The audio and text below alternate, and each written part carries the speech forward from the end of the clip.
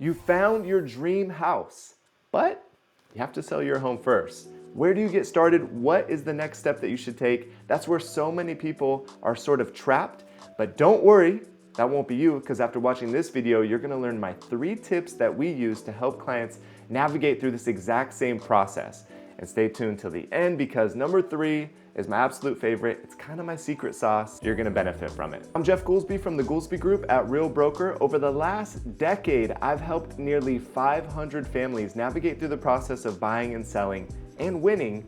And I've led a top producing team, and I'm the #1 real estate agent in the world, according to my kids. When I think about the most common problem that people are facing when it comes to being able to buy a home but having to sell their home first, I can't help but think about my recent client, Maureen, because she had found the perfect home in the perfect neighborhood and she wanted to buy it. Well, by the time she reached out to me, that home was pending sale. And I asked Maureen, how long have you been searching for a home? Like, where did you find this home? She said, I've been looking online a little bit and I've been going to open houses and things like that for the last 6 months. She said, I knew once I finally found the home that I wanted, I'd give you a call, and I trust you. I figured we could make this happen. And while I appreciate that so much, I was like, man, Maureen, if you had just reached out to me just a few weeks earlier, I could have helped you get started. And that's the problem, is most people don't know exactly where to start. Fast forward, we did get Maureen into what she believes is her dream home. It's the perfect home for her and in the neighborhood that she wants to be in. But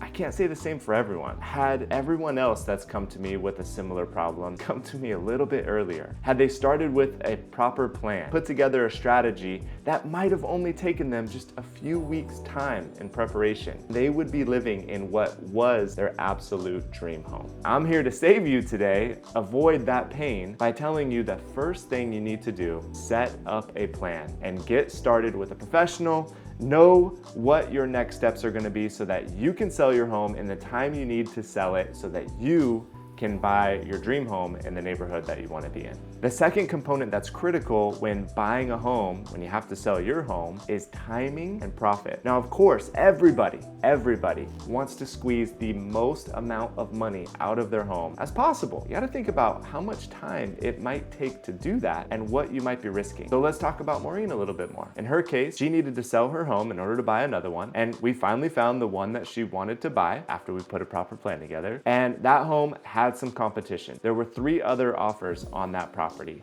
and those 3 other offers were not contingent upon the sale of her home. She has 2 choices. She can either be very aggressive with her price and what she offers to the seller, or 2, she can be aggressive with her term. Now, as I said, everybody wants to sell their home for the highest possible price. Keep in mind that for Maureen, in order for her to do that and compete, she was gonna need more time to sell her home, and she was going to have to pay that homeowner more money in order to buy that time. So what we did with Maureen is we actually secured a cash buyer. That cash buyer for her home that she was selling was willing to pay her $10,000 beyond her asking price. Now, if we had put it out to multiple buyers, waited around a little bit longer, maybe we could have got her $10,000, $15,000 more. But again, by leveraging that cash buyer, she was able to move on to the thing that was really important.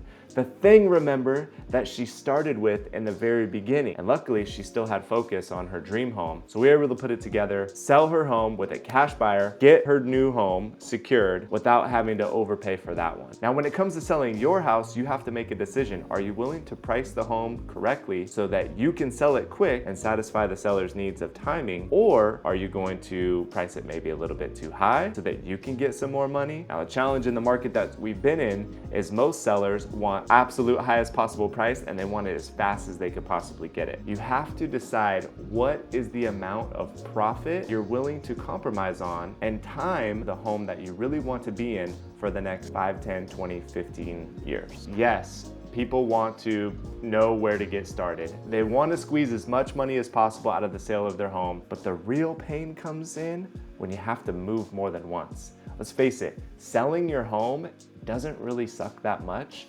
Moving does. Moving is the worst part, especially if you do it during the summer and it's blistering hot, etc. One of the things that we've been able to do for our clients, just like Maureen, is set up a process so that they don't have to move from their home in order to sell and buy. We want there to just be one move. So the most common practice is this.